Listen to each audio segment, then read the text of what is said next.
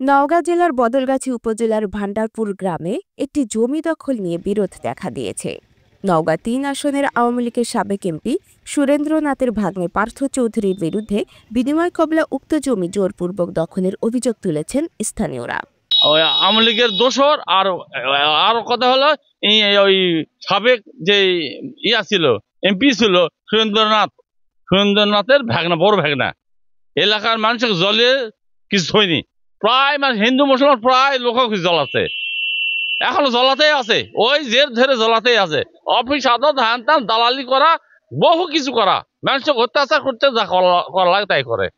গ্রামের ২ একর বিনিময় কবলা একটি জমি নিয়ে দীর্ঘদিন ধরে চলমান বিরোধ নতুন করে উত্তপ্ত হয়ে উঠেছে।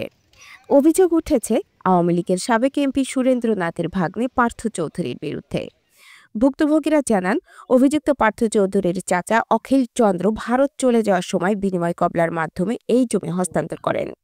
সেই থেকে তারা দখলে আছেন এবং হাইকোর্টের একাধিক রায়ও তাদের পক্ষে রয়েছে।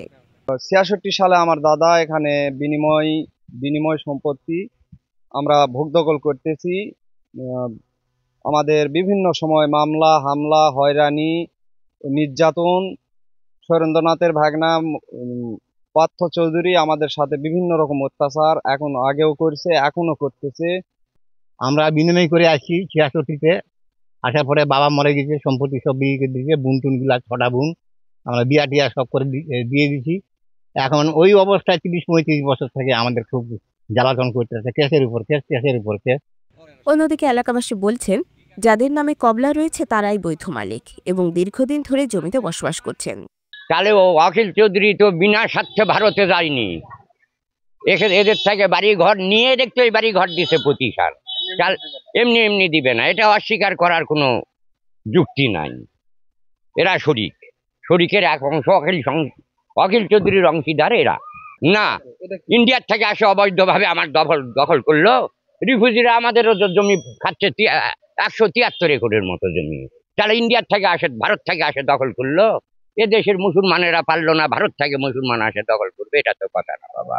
ফজলু ভাই, ফালানু ভাই, কালু ভাই এরাই ভোগ দখল করে আসতেছে। আমাদের জন্ম থেকে আমরা দেখতেছি এরা ভারত থেকে বিনিময় করে আসছে অখিল বাবুর সাথে বিনিময় করে আসছে। কিন্তু পার্শ্ববর্তী ওদের সাথে জমি ওরা দাবি করে, আসলে ওরা কোনো জমি ওরা মালিক নয়। যে মেন মালিকের সাথে এরা বিনিময় করে আসছে, এরা এখন পর্যন্ত ভোগ দখল করে আসছে।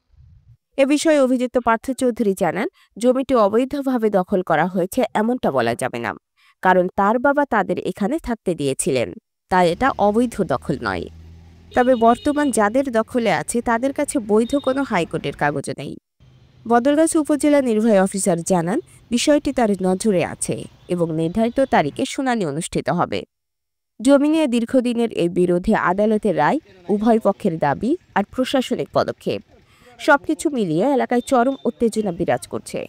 তাই দ্রুত সমাধানের দাবিও জানিয়েছেন স্থানীয়রা। মির্জা তুষার আহমেদের তথ্য চিত্রে আয়েশা আক্তার, চ্যানেল 21, নওগাঁ।